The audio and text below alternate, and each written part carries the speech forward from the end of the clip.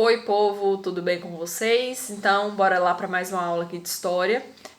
Já peço aí que peguem a apostila, peguem o caderno para fazer anotação. Nessa aula de hoje, a gente começa aí nosso quarto capítulo. A gente vai falar aí de um povo que é de extrema importância aqui pra gente. Imagino que todos já devam ter ouvido falar alguma coisinha, que é a Grécia, certo? Vamos só fazer aí uma linhazinha do tempo do que a gente já comentou.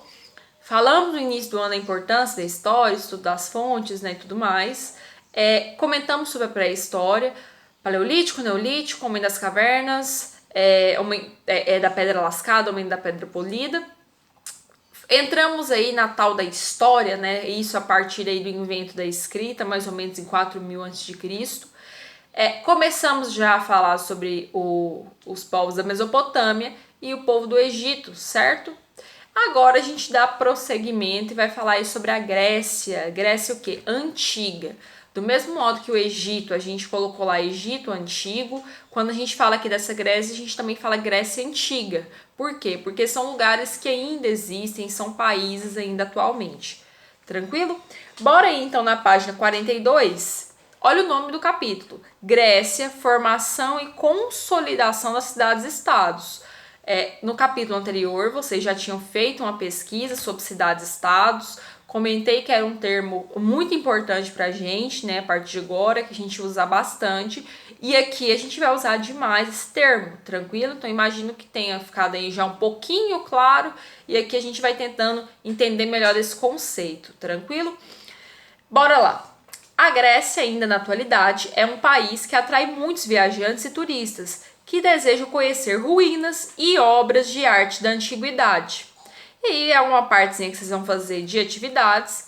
Número 1, pesquise informações sobre a Grécia na atualidade e cite os lugares ou monumentos que você gostaria de visitar.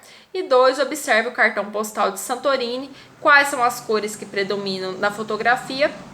3, em sua cidade existe alguma construção que apresente características das construções gregas da atualidade?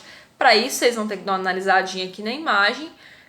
Vamos fazer a correção disso depois, mas já dando uma prévia. O que acontece? Quando a gente olha para todas essas construções aqui, né? O que são ruínas? Ruínas são restos, vestígios aí de construções. Gente, a gente está falando aqui de construções de 4000 anos atrás. Porque é 2000 anos antes de Cristo, a gente está em 2000 depois, some isso aí. Então tem como essas construções estarem em perfeito estado? Nossa, quase que impossível, né? Apesar que a gente vê muitas aí que a gente fica surpreendido de grau de conservação. Mas tudo isso graças ao estudo, empenho aí de muitos profissionais para fazer a manutenção dessas obras. E quando a gente para olhar esses vestígios, essas ruínas e construções aqui, tem cores que chamam a nossa atenção. No caso, a gente vê aí um misto, né, do céu e do mar se entrecruzando, né, com as cores azul.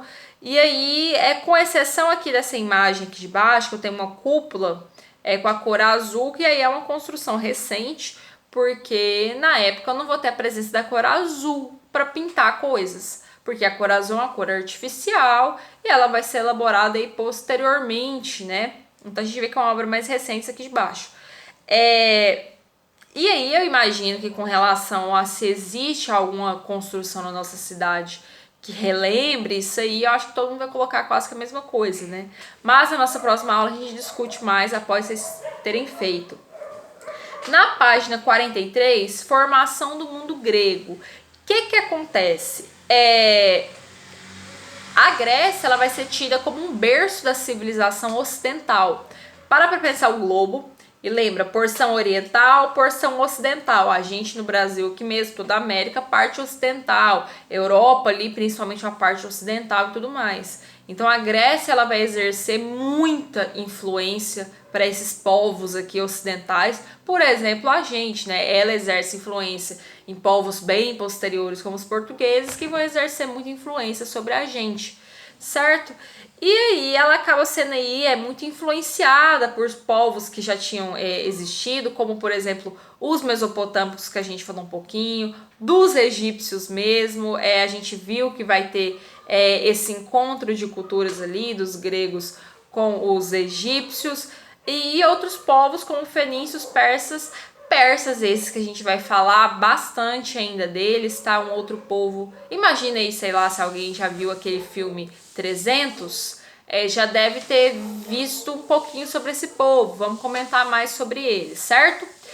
E aí, o que acontece? Tudo isso que a gente está comentando a partir de agora, quando que ocorre? A partir de do século 20 a.C., ou seja, eu tô falando aí de 2000 anos antes de Cristo, até ali mais ou menos o século 2 antes de Cristo. Vai ter um termo que a gente vai usar bastante aqui agora, ele é um termo que vem da geografia, que chama península. O que é península? Observa para mim esse mapa da página 43. A península, ela vai ser uma porção de terra que ela é banhada por mar.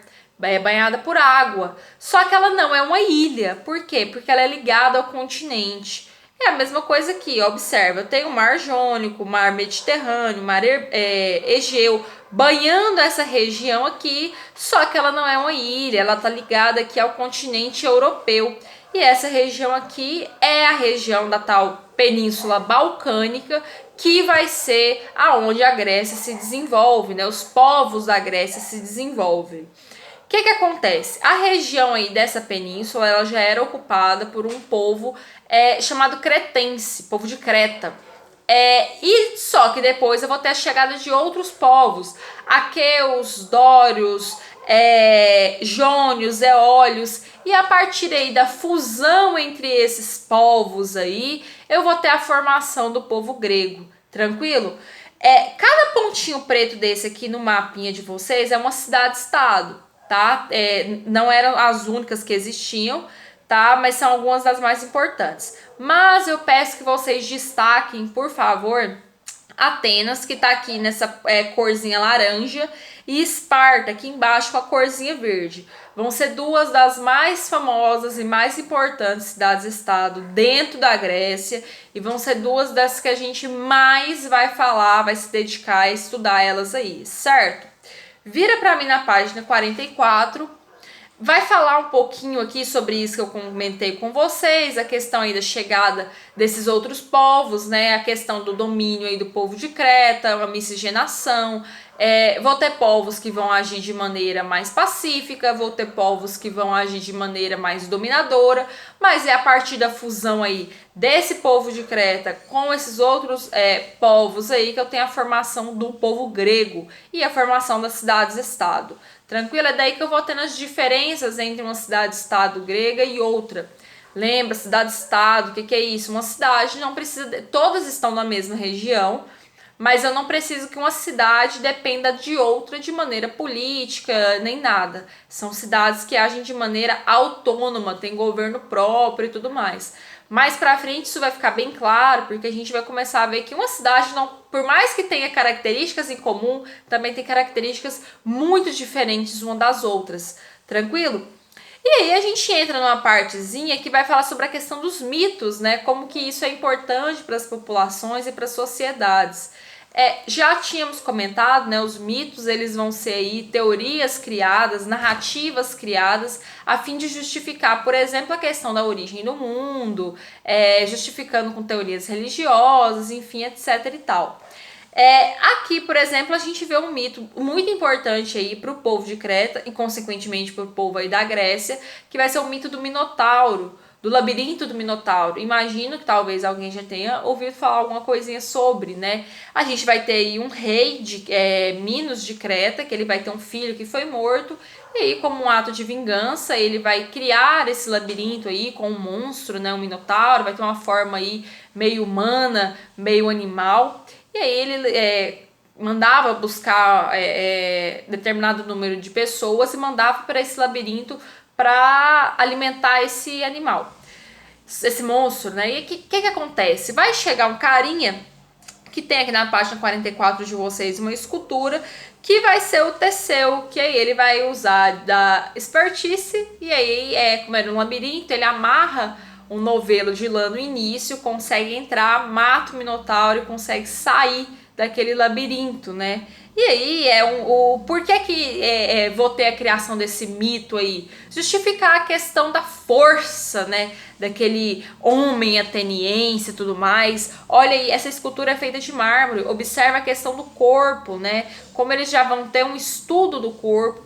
Do mesmo modo que a gente às vezes fala assim, nossa, o que a gente é hoje de ciência e tudo mais é só de agora. Gente, a gente só é o que a gente é hoje graças a esses povos aí desde a Idade Antiga. Observa lá no Egito quando a gente fala de mumificação, como eles já estão desenvolvendo características da área da medicina, a construção das pirâmides, aquilo ali é engenharia pura. Aqui agora mesmo, observa o estudo do corpo humano, como são corpos extremamente definidos. Para fazer uma escultura também tem que ter noção muito aí da matemática, de ângulos, peso. O mármore ele vai ser um material aí muito delicado de se trabalhar, né? E aí, dependendo do peso que você coloca, aquela escultura não aguenta o peso, se deforma e tudo mais. Então já vamos colocando aí na cabeça que é desde aí esses povos, por exemplo, da Grécia, que eu vou ter o surgimento aí de muitas áreas da ciência. Tranquilo? Beleza, na página 45 aqui de vocês, a gente continua falando aí essa questão da conquista aí da região de Creta por alguns dos povos aí que chegaram, como por exemplo os aqueus, e que eles vão buscar se expandir. O que é expandir? Aumentar a sua área de domínio aí dentro da Península Balcânica. E aí eles vão chegar aqui em todas essas regiões marcadas aqui por esse mapa. Tranquilo? E aí acabam se deparando com outros povos, é onde a gente vai acabando tendo choques aí culturais. Tranquilo? E aí, o que vai acontecer? No decorrer dessa expansão, teria acontecido uma tal Guerra de Troia. Já ouviram falar? Tem um filme muito aí famoso. Só abre um parêntese sobre os filmes. Às vezes eu comento sobre os filmes porque um ou outro já pode ter assistido, né? Tem um pouquinho aí de percepção a respeito do assunto. Mas lembrando, já falei isso em sala de aula, o filme ele é ponto de vista. Não vamos assistir um filme para tentar imaginar a história tal, igual aquilo ali. Nossa, como esse filme é verdadeiro. A verdade ela nem existe. A verdade ela é ponto de vista, certo? A gente tem que aí estudar muito, ver várias fontes, até chegar aí o mais próximo possível de uma tal verdade. Então, os filmes eu falo aqui só para vocês terem referência, né? Tentar já imaginar um pouquinho sobre isso. E o filme é divertido, é algo muito legal pra gente também aprender um pouco. E isso aí teria sido entre os gregos aí, principalmente os gregos influenciados pelos povos aqueus e os troianos que estavam aí numa região da Turquia. Aqui nesse mapinha da página 45 de vocês dá pra gente pensar um pouquinho esses povos. E sobre essa tal Guerra de Troia, vocês vão fazer aí uma pesquisa e um para casa pra mim, falando um pouco sobre essa Guerra de Troia, e na aula seguinte a gente volta e fala mais um pouquinho sobre isso. Vira na página 46, algo aqui muito importante é a questão de uma linha do tempo para pensar a Grécia Antiga. Lembra, a linha do tempo ela está caminhando aí de maneira cronológica, né, para a gente fazer uma divisão, para a gente melhor entender. Nossa, tia, mas por que tem tanta divisão de tanta coisa? A gente faz essas tantas e tantas divisões para tentar compreender de uma maneira mais clara como que todo esse tempo aí, esses 2.000 anos, esses 20 mil, século 20 aí, né, desde a chegada deles até o século 2, que não foi tudo igual, foi processos que foram acontecendo, desenvolvimentos que foram acontecendo. Particularmente, eu não gosto da palavra evolução, porque nem sempre tudo é evolução. Então, eu prefiro aí que a gente use a palavra desenvolvimento.